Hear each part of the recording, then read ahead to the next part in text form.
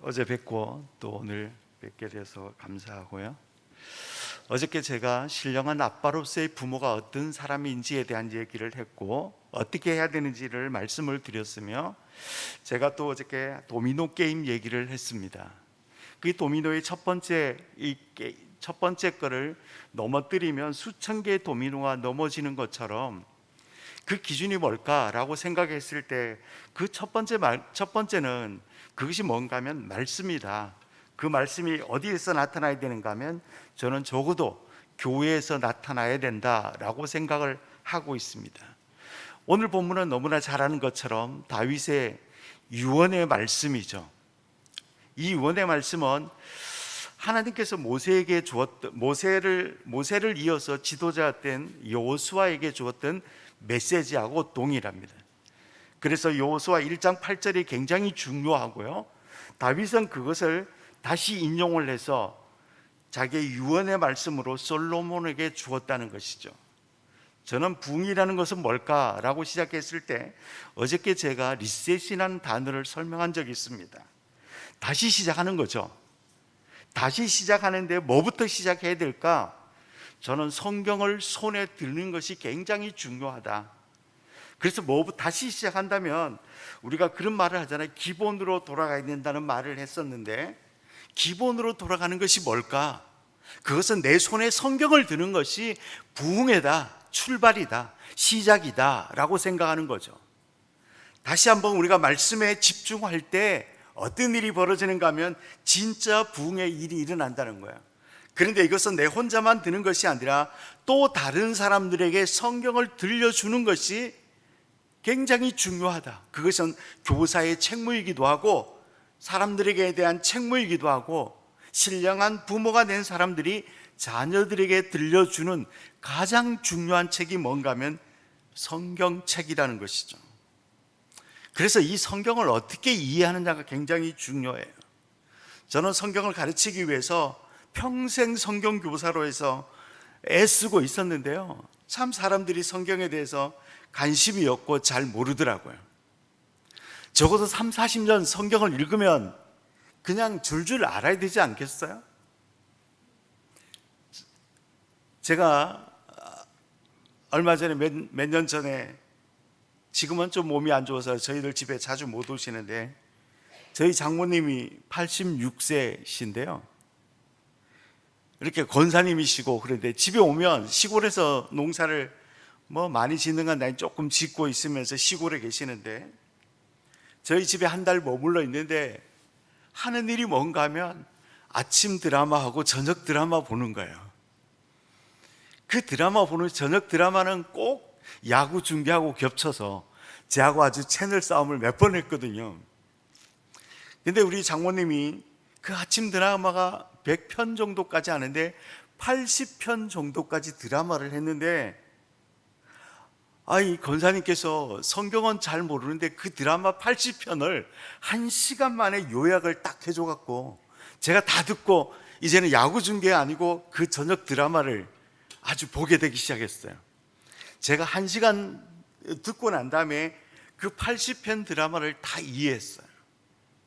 그때 제가 어떤 순간이 들었는가 하면, 성경은 드라마다. 마이클 고인이라는 아주 학자가 성경은 드라마다, 그 드라마를 잘 설명하면 저는 성경을 가르치는데 너무 쉽겠다. 그렇게 하면서 제가 이제 드라마로 성경을 만들어서 가르치고 있는데요, 너무 쉽습니다. 성경은 우리가 잘 아는 것처럼 신약과 구약과 신약으로 되어 있죠. 그런데 더 중요한 것은 구약 성경이 굉장히 중요하겠죠, 그죠? 그러나 구약 성경보다 더 중요한 것이 있는데 그것은 사복음서예요. 성경은 한 권으로 되어 있지만 또 두 권으로 나눌 수 있고 또 세 권으로 나눌 수 있다는 거예요. 그것은 뭔가 하면 구약 성경은 하나님의 말씀이에요. 그런데 사복음서는 뭘까요?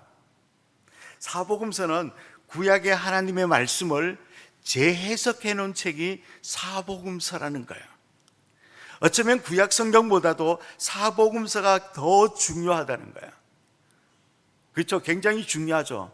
사복음서 중에서는 첫 번째 쓰인 책이 마가복음이에요. 그래서 마가복음을 보고 난 다음에 마태복음은 유대인 관점으로 썼고 누가복음은 이방인들 관점으로 써 있어요. 그 마가복음이 굉장히 어렵지만 우리는 이방인이었으니까 누가복음을 읽으면 굉장히 이해하기가 쉽겠죠, 그죠? 그리고 나머지 요한복음은 성경 중에서 100년, 주 100년, 예수님 오신 다음에 100년 이후에 마지막 기록책이 뭔가 하면 요한복음이에요. 요한복음은 얼마나 쉬운지 웃으면서 들어가서 너무 어려워서 울면서 나온다는 책이 요한복음이에요. 그 정도로. 그러면 사복음서 중에서는 요한복음이 마지막 써진 것이죠. 얼마나 중요한지 모릅니다. 그 사복음서를 읽으면 구약을 완벽하게 정리하면서 예수님이 구약 성경을 어떻게 재해석해 놨는지 알 수 있다는 거예요. 그러면 세 번째는 바울 서신인데요, 바울 서신은 이런 거예요. 사실 사복음서보다도 약 한 30년 정도, 이렇게 요한복음보다는 30년, 40년 정도 먼저 쓰인 책이에요. 복음서보다도 바울 서신이 먼저 쓰였음에도 불구하고 바울 서신은 무슨 책인가 하면 사복음서를 재해석해낸 요한 사복음서를 적용하는 책이라는 거예요. 여러분들이 신앙생활을 하면서 말씀대로 좀 살고 싶다면 사복음서를 잘 읽으면 되지만 내가 세상에서 삶을 어떻게 살아야 될까, 어떻게 사는 것이 그리스도인의 삶일까 라고 책을 고민한다면 뭘 읽으면 되겠어요? 로마서부터 고린도전후서 이런 책들, 바울 서신을 읽으면 내가 세상에 어떻게 삶에 적용할 수 있는 책들을 잘 알 수 있는 것이 바울 서신이라는 거예요. 어떤 학자는 이것을 네 권으로 정리를 해놨습니다. 세계관 학자들은 창조, 타락, 구속, 완성이라는 네 권으로 성경을 정리했는가 하면 마이클 고인 같은 사람은 6권으로 성경을 딱 정리를 했어요. 6개 드라마. 저는 버나드 앤더슨이라는 학자가 있는데요, 구약 개론을 썼던 학자인데 이분이 쓴 게 8개 드라마. 보통 8개 드라마에서 한 20개 드라마로 가는데 굉장히 중요하다는 거예요. 그 드라마를 이해하면 성경을 묵상하지 않을 수 없고 성경을 손에 떼지 않을 수가 없을 정도로 정말로 너무너무 재미있다는 거예요. 성경이 66권으로 거의 성경이 집필될 때는 언젠가 하면요, 놀랍게도 이스라엘 백성들이 바벨론 포로기에 가서 70년 동안 그렇게 고생했던 시절에 이 성경이 기록되어 있다는 거야.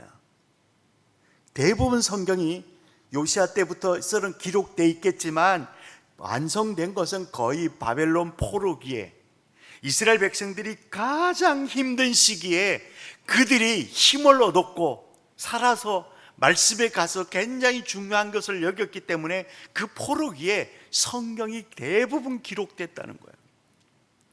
그래서 창세기도 그 시대에 기록됐는데요, 첫 번째 드라마는 창조에 관한 거예요. 창조는 부르그만이라는 학자는 이렇게 말했어요. 그 당시에 창조는 슈메르나 바벨론이나 이집트나 애굽이나 이런 나들이 창조 기사가 있었어요. 놀랍게도 하나님은 말씀으로 창조했지만 그 당시에 에누마 엘루시라는 것을 보면 전부 다 무력으로, 아주 전쟁으로 창조를 해요. 하나님께서 말씀으로 창조했지만 그 슈메르나 이런 그 역사적으로 보면 창조가 얼마나 치열한가 하면요, 충격적이에요. 신이 사람의 배를 갈라요. 사람을 배를 가르고요, 두 눈을 뽑아서 하늘로 날렸는데 하나는 달이 되고 해가 되는 거예요. 그것이 에누마 엘루시에 나오는 책이에요. 그 창조가 그렇게 돼 있어요. 사람들의 피를 뿌리는데, 하늘로 뿌리는데 그것이 별이 되는 거예요. 그리고 그 몸을 쫙 바닥에 깔았는데 그것이 땅이 되는 거예요. 그런데 하나님께서는 그 당시에 그런 문화로 창조된 것을 하나님은 그 제국주의에 그 대항을 하면서 대한국가로 창조하는데 말씀으로 창조한 기록이 되어 있다는 거예요. 그 창조는 엄청난 거죠. 하나님께서 창조를 하시고 두 번째 드라마는 하나님이 만나셔죠. 그 제국에 사로잡혀 있는 하나님의 백성들을 출애굽시켜서 하나님을 만나는 방식은 출애굽된 백성들에게 뭐를 하는가 하면 성막을 지어주는 거예요. 그렇죠? 먼저 신의 산에 율법을 주는 거죠. 말씀을 주시는 거예요. 그 말씀을 주는 방식은 뭔가 하면 많은 학자들이, 구약의 학자들이 뭐라고 하는가 하면 십계명을 받는 신의 산의 사건은 결혼 예식과 똑같다고 그래요. 결혼식 하는 거예요.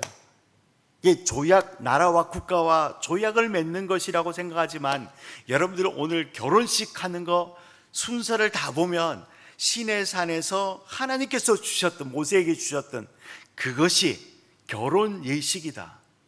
그리고 율법을 준 다음에 뭐를 지으라고 그러죠? 성막을 지으라고 그러죠. 성막은 뭘까요? 놀랍게도 이 성막은 결혼식을 끝나고 피론을 마치고 그 신랑 신부가 맞이하는 신혼방이 뭐다? 성막이라는 거예요. 여러분들 오늘날로 얘기하면 교회는 뭔가 하면 하나님과 나와, 신랑이신 하나님과 신부이신 내가 뭔가 하면 신혼방에서 신혼을 즐기는 엄청난 일이 이 성막의 사건이라는 거예요.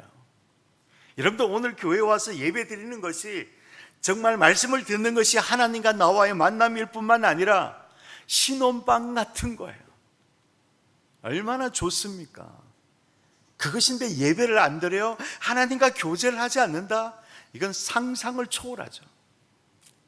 하나님께서는 창조라는 드라마를 통해서 아주 우리를 대하는 국가로 만들어 주셨고, 하나님의 나라는 공동체를 만들어 주시고, 신의 산에서 제약된 제국에서 출애굽시켜서 율법과 성막을 통해서 우리를 만나 주시고 우리와 함께 동행해 주시고 가는 거죠.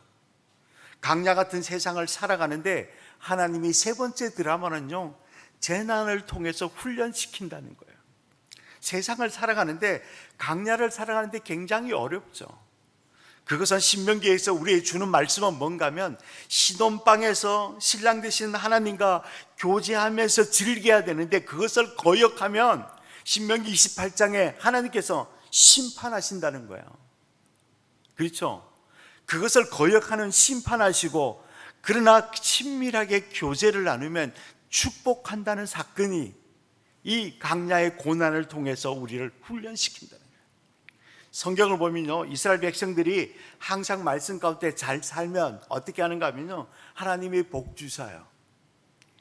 이스라엘 백성들이 이런 사이클을 돌아가요. 삼각형 사이클인데요, 한 꼭지점에 하나님께 은혜를 베풀어 줘요. 그 은혜 가운데 살아야 되는데 그들이 뭐 하는가 하면 두 번째, 죄를 지어요. 그러면 하나님이 죄 짓는 인간들을 뭐 하는 거죠? 심판해요. 심판하면 그 고난을 주는 거죠. 그 심판하면 이스라엘 백성들이 뭐 하는 거죠? 하나님 앞에 나와서 회개해요. 그러면 또 하나님이 은혜를 베풀어 주셔요. 그것이 사사기에 아주 최고 잘 나와 있어요. 은혜를 베풀어 주시면 또 시간이 좀 지나면 그들은 죄를 짓고, 또 죄를 지면 하나님이 심판하고, 이 사이클을 빙빙 돈다는 거예요. 자, 보세요. 성막이신 신혼방에서 범죄를 하면, 이스라엘 백성들이 이스라엘 땅에서 범죄하면 이 사람들을 어떻게 해야 되죠? 하나님이 땅이 거룩해야 되는데, 그래서 죄를 짓게 하는 사람들을 포로로 보내는 거예요. 포로에 가면 엄청난 고생을 하면서 그를 거룩하게 만들어요. 그들이 거룩해지면 다시 기한을 하는 거죠. 여러분들 성경을 볼 때 기한을 할 때 어떻게 하는지 한번 잘 보세요.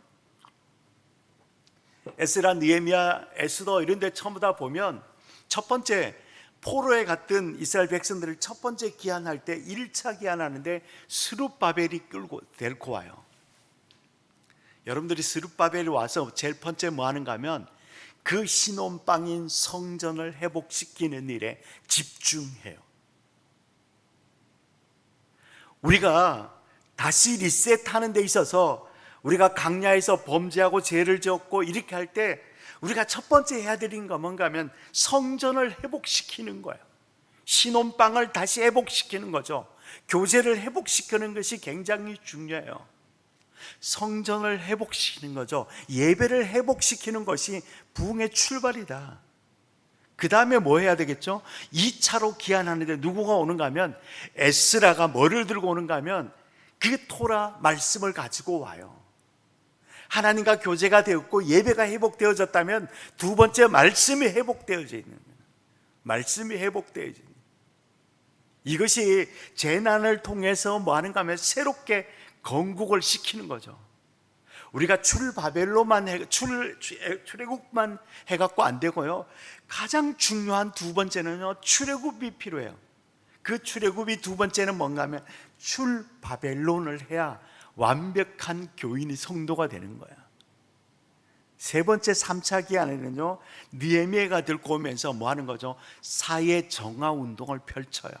적용하는 거죠. 그죠? 적어도 우리가 다시 회복되어진다는 말은 무슨 말인가 하면 성전 예배를 회복시켜야 되고요.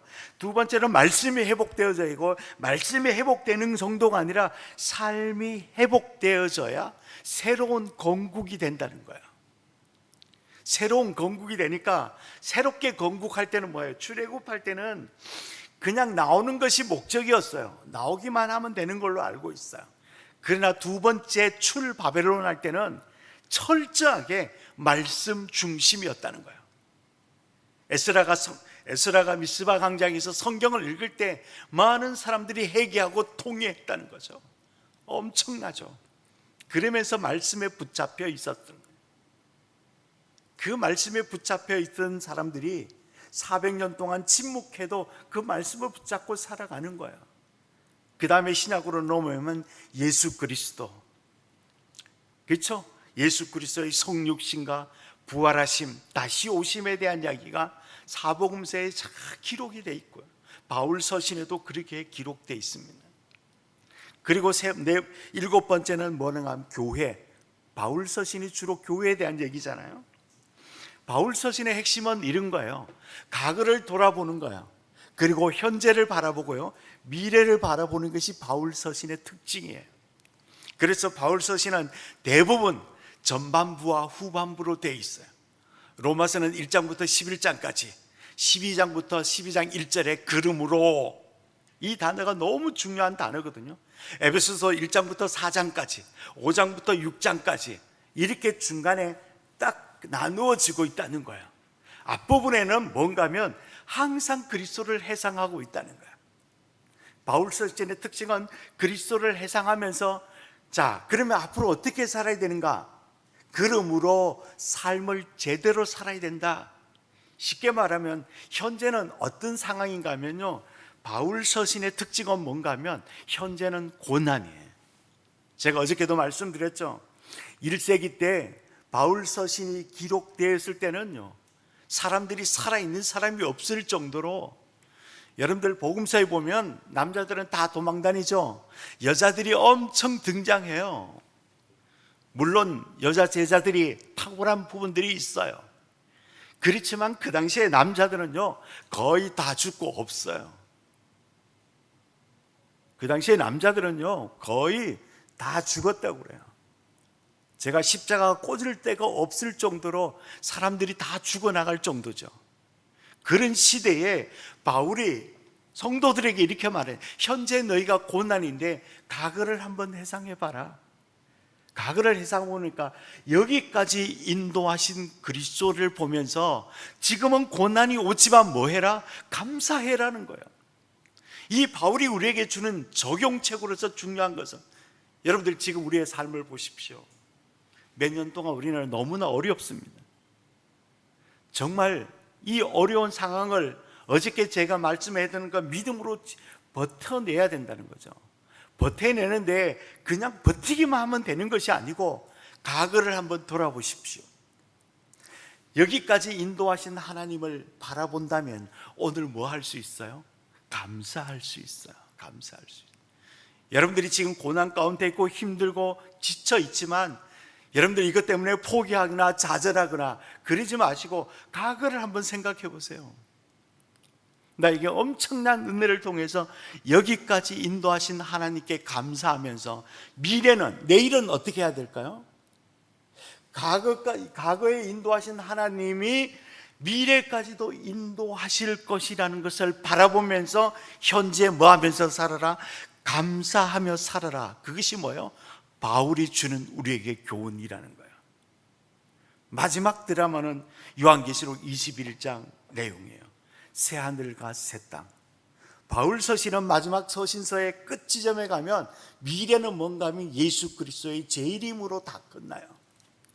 여러분들 바울 서신을 보면 마지막 장에는요, 거의 주님이 오시니까 버텨라, 견뎌라 이렇게 얘기하는 거예요. 그렇다면 우리는 뭔가 하면 미래를, 과거를 인도하시는 하나님이 그것을 바라보면서 오늘에 감사하고, 또 미래에도 과거에 인도하셨던 하나님이 미래도 인도해 주실 것이라는 것을 확신을 가지고 새하늘과 새 땅을 바라보면서 새 창조될 나라를 바라보면서 살아가는 것이 성경이 창세기부터 주는 요한계시록이라는 거예요. 하나님께서는 성경을 주시면서 창세기 1장에 제일 첫 번째 얘기한 것이 뭔가 하면, 하나님께서 그 중심에 사람을 만드시고, 사람을 만드실 때 어떻게 만들었는가 하면 하나님 형상대로 만들었다고 그러죠. 이 형상대로 만들었다는 것은 뭘까요?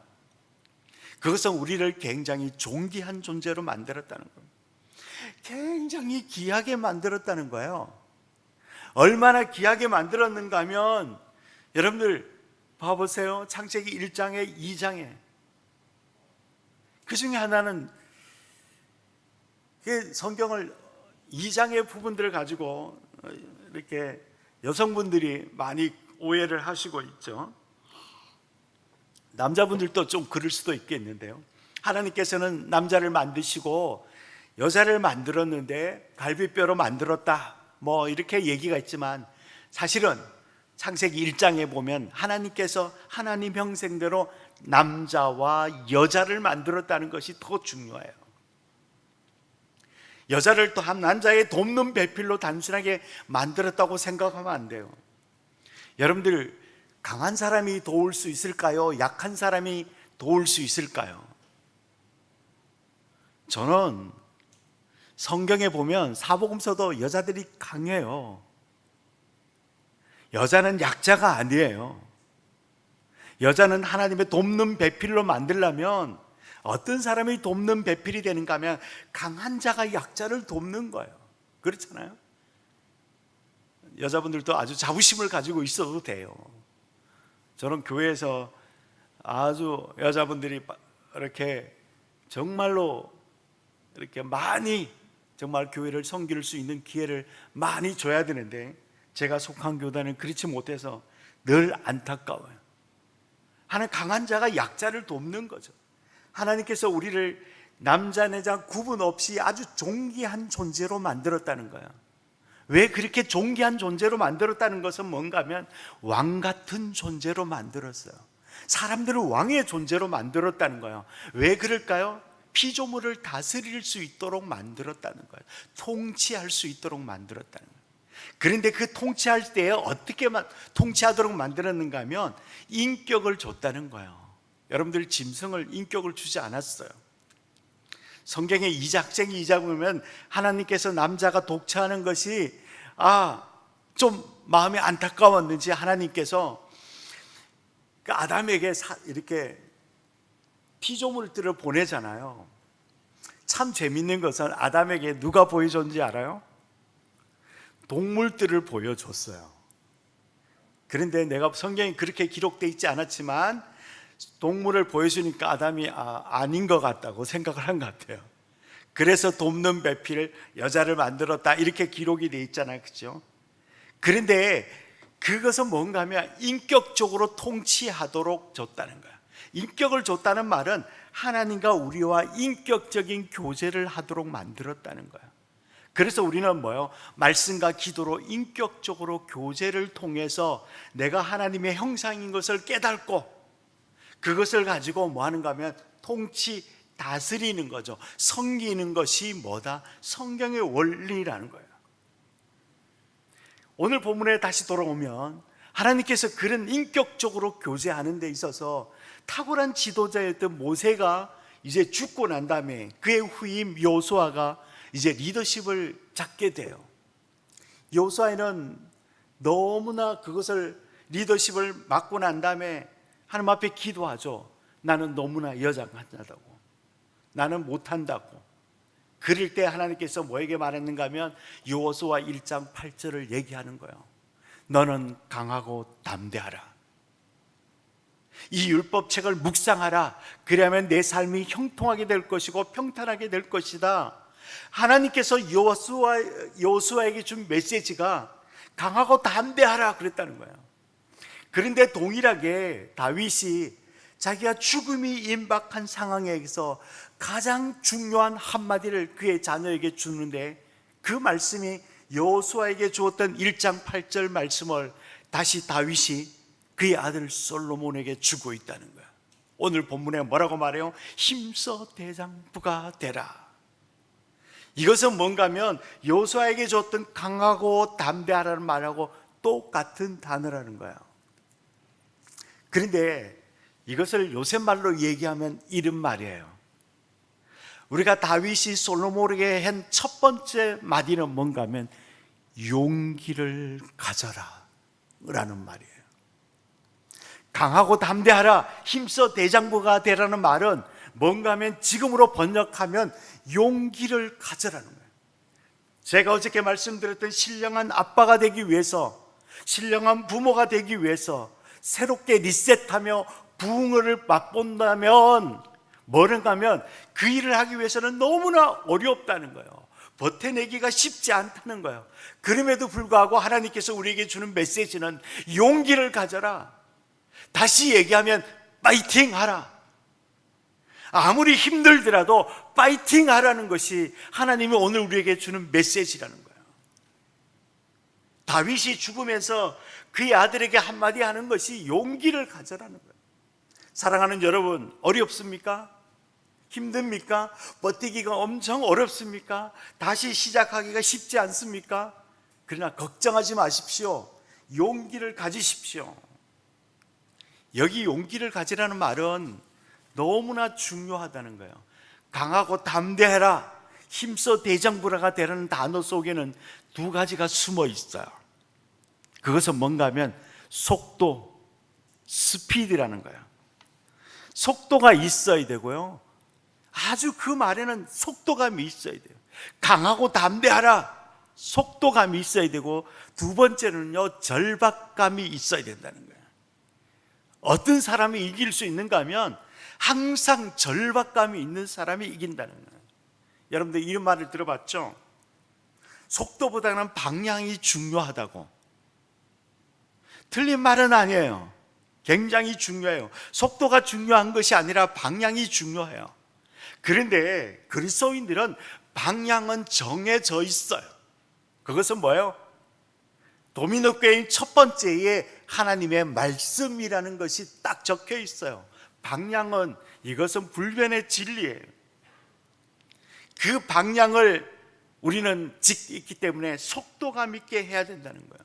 스피드 있게, 주저할 수 있는 것이 아니라는 거예요.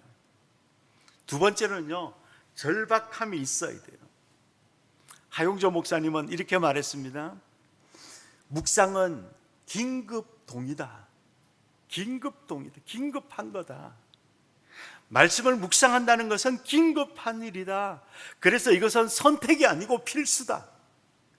선택이란 말은 이런 거예요. 해도 되고 안 해도 되는 거예요. 그런데 이 말씀 묵상은 선택이 아니고 필수라고 얘기했을 때는 죽고 사는 문제라는 거예요. 여호수아에게 주었던 말씀 봐보세요.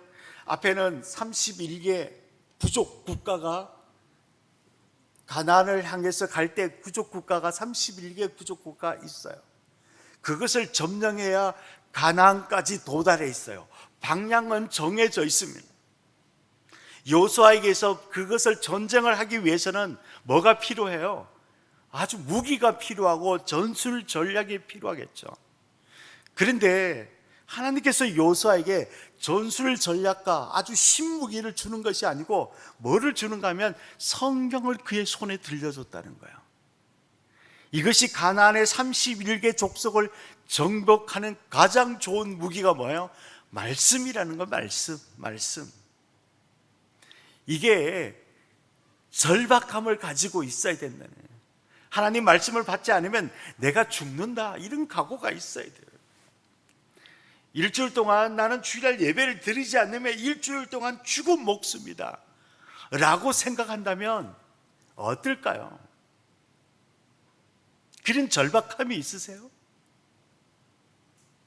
이번 일주일 동안 오늘 말씀을 듣지 않으면 나는 일주일 동안 암흑 같은 정말 존재다 생각한다면 그 절박함이 있어야 된다는 거예요. 그러면 주일날 은혜가 되겠죠. 예배라고 얘기했을 때 우리가 가장 중요한 게 뭘까요? 우리가 그래서 공동체 예배를 가장 중요하게 얘기잖아요. 우리가 주일날 공동체 예배를 절박함으로 와서 앉아 있다면 은혜를 받죠. 그러면 두 번째 개인 예배, 주중에 그 말씀을 가지고 개인 예배를 드리잖아요. 저는 여러분들 주일날 설교를 듣고 나면 집에 가서 정말로 신령한 은혜를 받은 부모님이 가족들과 일주일 내내 개인 예배, 가정 예배를 드려야 된다는 거예요. 제가 가정 예배를 드리라고 그랬더니 이렇게 예배를 드리는 사람들이 있더라고요. 가정 예배를, 왜 애들이 가정 예배를 싫어할까요? 전부 다 보니까 11시 예배처럼 드리니까 안 되는 거예요. 가정 예배 드리라고 했더니요, 제가 많이 봤어요. 갔더니 뭐 상 피워놓고 찬송가 불길 같은 성령이요 막 치면서, 이렇게 가정 예배를 11시 예배처럼 드리면요 안 됩니다. 가정 예배는 정말 가정이에요. 밥 먹으면서 예배가 될 수 있어야 된다는 거예요. TV 보면서 예배를 드릴 수 있어야 된다. 그것이 가정 예배예요.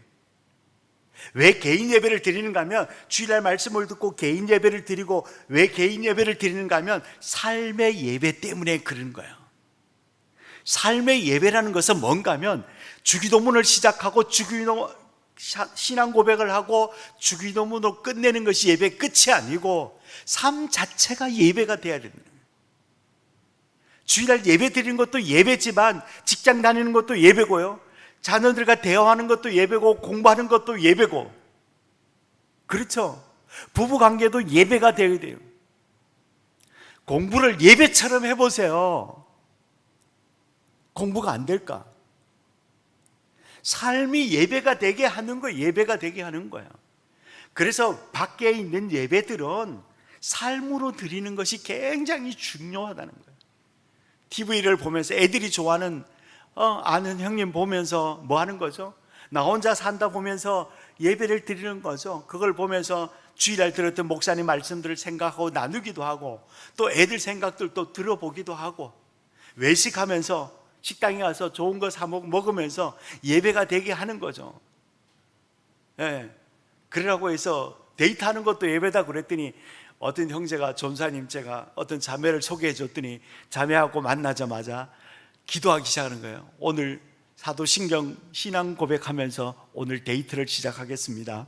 전능하신 하나님, 그렇게 하면서 시작하고 끝날 때는 오늘 데이트를 주기도문으로 마치겠습니다. 그랬더니 그 전사님이 그렇게 하는 거예요. 그 자매가 내한테 전화 왔어요. 목사님, 그렇게 하다가 어떻게 진도 나갑니까? 답답해서 죽겠습니다. 그런 거죠. 삶의 예배라는 것은 내가 걸어 다니는 삶 자체가 예배가 되게 하는 것이 굉장히 중요해요. 그러면 여러분들 주일날 교회 올 때 그 삶의 전리품을 들고 이 동산에 올라왔을 때 또 절박함이 생긴다는 거예요. 이 일을 하기 위해서는 쉬운 일이 아니다는 거예요. 그렇기 때문에 뭐 해라? 용기를 가지라. 여러분들, 때로는 미움받을 용기도 가질 필요가 있다는 거예요. 말씀 묵상하는 거 쉽지 않기 때문에, 그 말씀으로 살아내는 거 쉽지 않기 때문에 하나님께서 여호수아에게, 다윗이 솔로몬에게 첫 마지막 한마디 한다면은 용기를 가지라 라고 말했다는 거예요. 사랑하는 여러분, 여러분들 오늘 용기를 가지십시오. 그리고 파이팅 하십시오. 두 번째로는요, 말씀을 지켜라, 묵상하라, 말씀을 거쳐 그 길로 행하라고 오늘 말씀하고 있다는 거예요.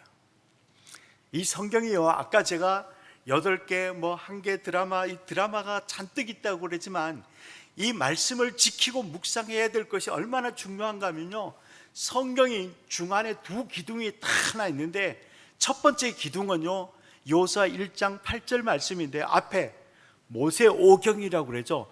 율법을 다 주고 난 다음에 역사서가 시작하는 첫 번째 책의 첫 마디에 너는 이 율법책을 묵상하라 이렇게 말했어요. 그 요수아가 역사서 처음이잖아요.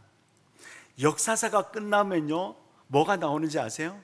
시가서가 등장하는데요, 시가서 1장에 우리가 잘 아는 것처럼 뭐라고, 시편 1편에 복 있는 사람은, 정확하게 뭐 하는가 하면 행복한 사람은 어떤 사람인가 하면 율법을 주야로 묵상하는 사람이 행복한 사람이라고 말하고 있다는 거예요.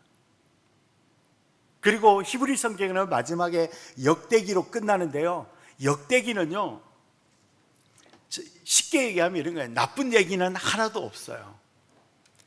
여러분들 다윗이 범죄한 얘기, 세상의 가장 악한 므낫세 왕도 역대기 가면 회개했다는 말이 나와 있어요. 그 정도로. 그래서 구약 성경을 읽을 때는요, 초신자들에게는 역대기를 읽게 하는 게 가장 중요해요. 너무너무 좋은 책이에요. 다른 거 읽으면 막 죽이고 뭐 이런 것 때문에 막 신경 쓰이는데 역대기는 정말로 제사장 문서, 좋은 얘기, 악한 얘기는 하나도 돼 있지 않고 정말 복된 사람이 어떤 사람인지를 설명한 책이 역대기 상하라는 거예요. 그래서 성경을 비추고 있는 두 기둥이 뭔가 하면 요수아 1장 8절, 그리고 시편 1편 2절, 그리고 그 중간에 흐름은 전부 다 말씀과 관련되어 있고요, 신약에 와서도 마찬가지예요. 가장 마지막 성경이 기록된 요한복음 1장 1절, 여호와께서, 하나님께서, 예수께서 뭘로 오셨다? 말씀으로 오셨다는 것이 너무너무 중요하다는 거예요. 우리가 말씀을 보는데 용기를 가지십시오. 성경이 그것이 기준이기 때문에 그렇다는 거예요. 그러면 성경을 읽을 때 어떻게 읽어야 되는가 하면 자세히 읽어야 돼요. 자세히 소리내어 읽어야 된다는 거예요. 제가 이렇게 참 좋아하는 건 유학자들이에요. 여러분들도 암송 아까 하는 거 보니까 그런 거 많이 하세요. 저는 제 시골이 선비의 고장이잖아요. 선비들이 하는 것이 뭔가 하면 집에서 전부 다 뭐 해요? 글을 읽는 것이, 양반의 집안들은 글 읽는 소리가 나오면 배부르다 그죠. 저희 부모님은 학교 근처도 가지 않았어요. 그렇지만 자식들은 공부시켜야 된다, 자갈론 팔아갖고 공부시킨 것이 저희 부모님이에요.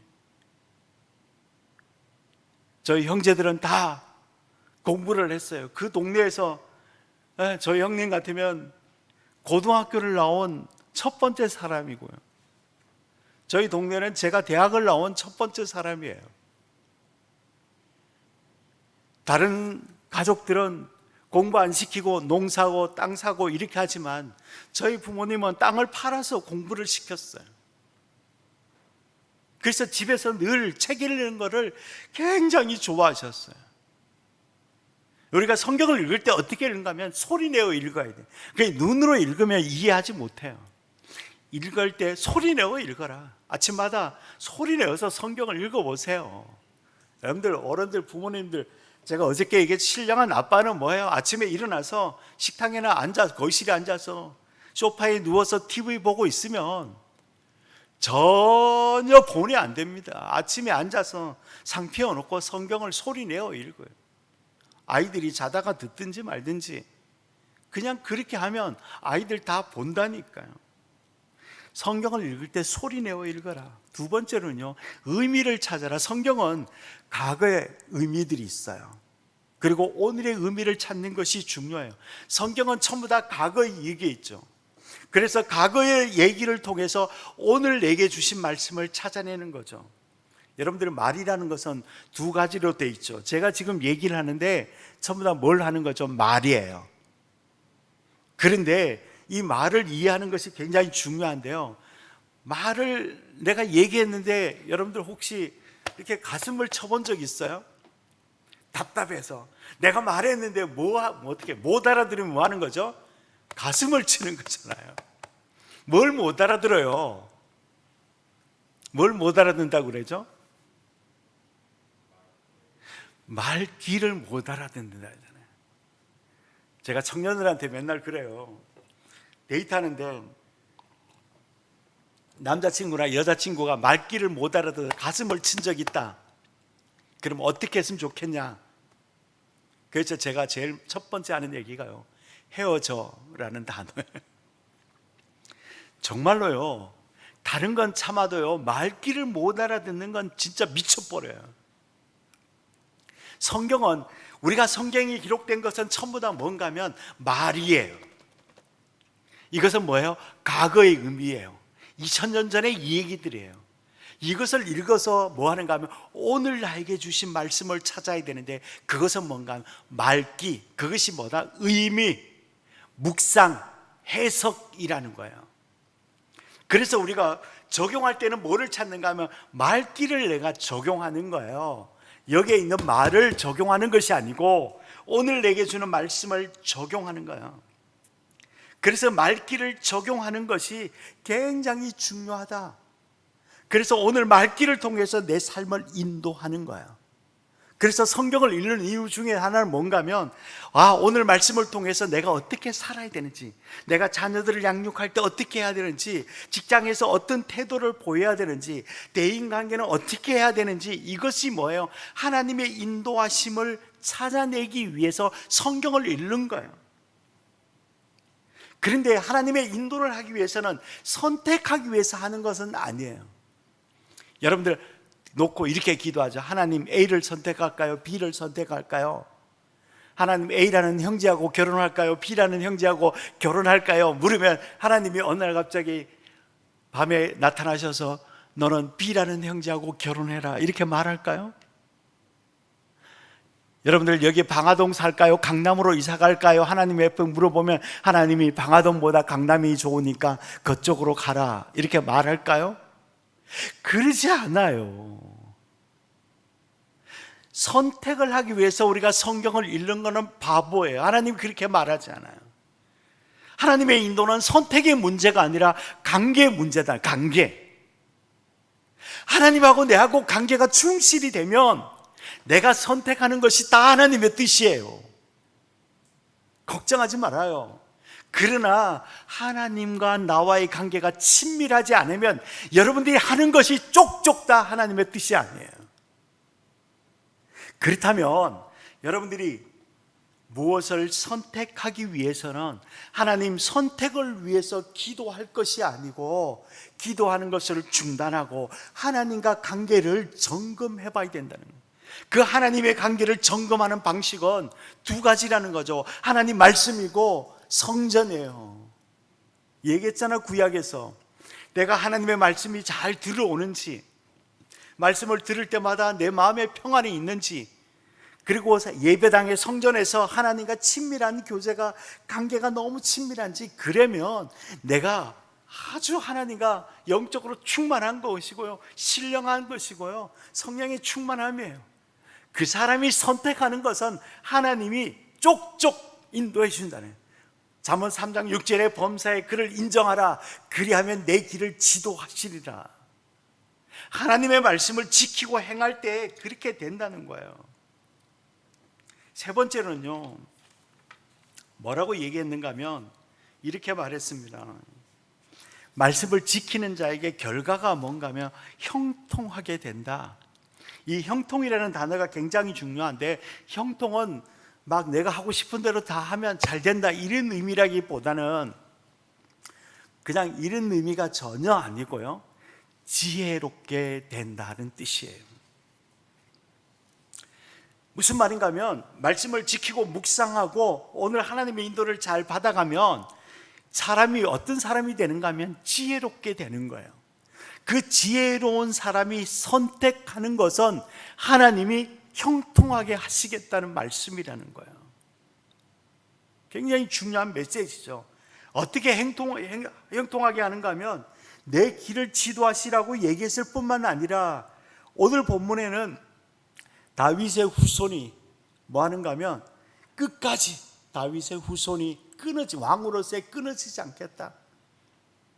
이스라엘 백성들이 망하는 것 같지만 그 다윗의 후손이신 예수 그리스도가 영원한 왕으로 약속이 성취가 되잖아요. 하나님께서 묵상하는 자에게 뭐 하는가 하면 지혜롭게 된다는 거예요. 여러분들 지혜롭게 해주셔서 그 지혜로운 자가 결정하는 것이 다 형통하게 된다는 것입니다. 사랑하는 여러분, 여러분들이 오늘 마지막 한마디를 하고 우리가 정말 유언의 말씀을 남긴다면 여러분들은 무슨 말씀을 하고 싶습니까? 제가 가장 존경하는 하용조 목사님은 온누리교회를 목회하면서 온누리교회 목표를 이렇게 정했습니다. X 29.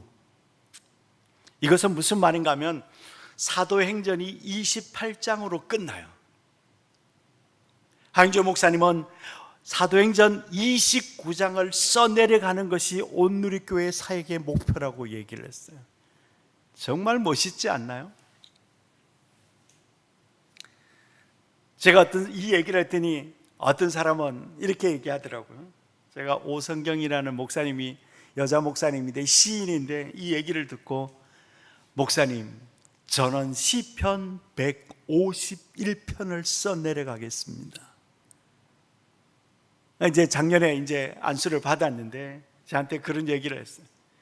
우리 교회는 그 생수교회인데 생수교회는 시편 151편, 152편, 153편 이렇게 써내려가는 교회가 되겠습니다. 저는 여러분들이 저한테 물으신다면 저는 히브리서 11장 41절부터 써내려가고 싶은 것이 제 신앙의 마음입니다. 히브리서 11장은 믿음의 조상들에 대한 쭉 얘기를 하면서 히브리서 40장이 끝나요.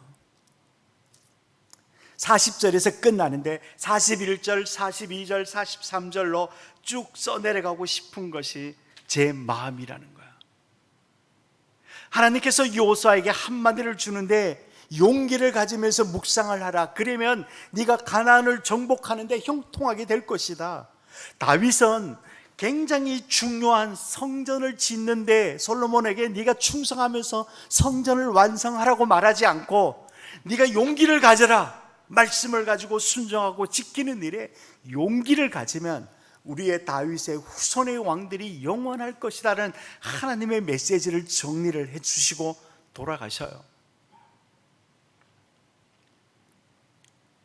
가장 중요한 여러분들의 메시지를 한번 전해보십시오. 성경을 보면서 찾아내고 한마디를 해줄 수 있는 그런 언어가 여러분들에게 있어야 된다는 거예요. 마지막으로 이제 제가 중국의 고전에 나온 이야기를 하나 얘기하려고 해요.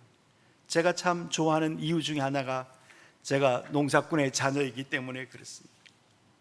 중국 고전에 오면 농사를 짓는 사람은 세 가지 농사꾼이 있다고 합니다. 하농, 상농, 중농이라는 단어인데요. 하농은 뭐 하는가 하면 잡초를 키운다고 그래요. 잡초만 키우는 거죠. 그러니까 잡초가 무성하다는 거예요. 이것을 신앙의 농사꾼이라고 생각하면 내 속에 지금 잡초가 가득 차 있는 거죠. 옛날에는 그랬다고 그래요.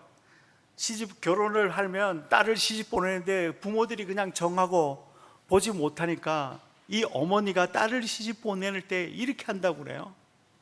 저쪽 동네 A라는 집에 시집을 보내는데 신랑 신부 보지 않으니까 어머니가 몰래 그 집 땅을 간대요. 그 집의 논밭을 이렇게 쳐다본대요. 논밭에 쳐다보고 잡초가 무성하면 그 딸을 안 보낸다고 그걸 선택을 그렇게 했다고 그래요. 여러분들이 신앙밭을 한번 생각해 보세요. 잡초가 무성합니까? 그것은 신앙의 아주 빵점인 하농에 속한다는 거예요. 중농은 뭔가 하면 곡식을 키운다. 곡식만 키우는 게 중농이라고 그래요. 그래서 그래도 중농 정도 되면 신앙의 밭에 가보면 아주 반질반질한 거죠, 그죠? 요새는 농약을 쳐서 뭐 반질반질하긴 하지만 제가 어릴 때 이렇게 생각해 보니까 저희 부모님, 어머니는 늘, 아버지는 논에 가서 일하시고 어머니는 늘 밭에서 호미 메고 그냥 풀 제거하는 것이 일이었던 것 같아요. 제가 돌이켜보면 저희 밭고랑에 반질반질했던 것 같아요. 얼마나 부지런했는지. 그런 거잖아요. 여러분들이 신앙의 밭은 어떠세요? 정말 말씀의 곡식들이 참 엄청 자라나요? 세 번째는요, 상농은요, 뭐를 하는가 하면 곡식만 키우는 것이 아니라 땅을 키우는 거죠. 땅을 키우는 거예요. 저는 시골에 저 형님하고 저하고 나와서 부모님들이 살고 계신 땅들이 있어서 처음부터 호두나무를 몇백 주 심어 놓고 1년에 호두를 엄청 많이 따고 있어요. 그 뭐 농사 짓기 힘드니까 전부 다 산이 됐던 밭에다가 호두나무를 심어 놨는데 봄마다 하는 작업이 뭔가 하면 수백 부대의 거름을 호두나무 주위에다 줘야 돼요. 그렇죠? 그렇게 하면서 땅을 돋게 하는 거죠. 그러면 뭐요? 곡식들이 엄청 잘 자라는 거죠. 적어도 토대를 뭘로 해야 되는가 하면 토대를, 땅을 키우는 거죠. 사랑하는 여러분, 이틀 동안 여러분들의 말씀을 듣고 정말 심령의 부흥의 운동을 펼친다면 여러분들의 토대를 닦아내는 작업들을 해야 된다는 거예요. 땅을 키우면서 곡식을 키워나가는 작업들을 해야 된다는 거예요. 그것이 가장 중요한 것이 뭐다? 저는 말씀이라는 거죠. 내가 성경을 잡고 있고 내 주위에 있는 사람들에게 성경을 들려주고, 그것이 어디로부터 출발하는가 하면 가정부터 출발해야 된다는 거예요. 이 어려운 시기에 교회에 모이기도 힘든 시대에 가정이 예배의 처소가 되게 하고 그것이 신혼방이 되게 하고 그 은혜 받은 사람들이 교회에 모여서 이 교회를 뜨겁게 하고 이 지역을 뜨겁게 하는 그런 신령한 사람들, 그러기 위해서 사랑하는 여러분, 마지막 한마디, 용기를 가지십시오. 파이팅 하십시오. 기도하겠습니다. 거룩하신 아버지 하나님, 우리는 세상을 살아가는데 너무나 힘들고 지쳐 있습니다. 하나님, 오늘 하나님께서 여호수아에게, 다윗이 솔로몬에게 주었던 용기를 가지라는 말씀을 우리가 듣고 말씀을 보는 일에 용기를 가지게 하시고, 우리의 가정을 변화시키는데 용기를 가지게 하시고, 우리의 교회를 변화시키는데 용기를 가질 수 있는, 그래서 처음부터 다시 시작하는 우리 성도들이 다 되도록 하나님 축복해 주옵소서. 그래서 몸된 교회가 부흥의 불결이 일어날 수 있도록 역사해 주옵소서. 예수님의 이름으로 기도 올려옵나이다. 아멘.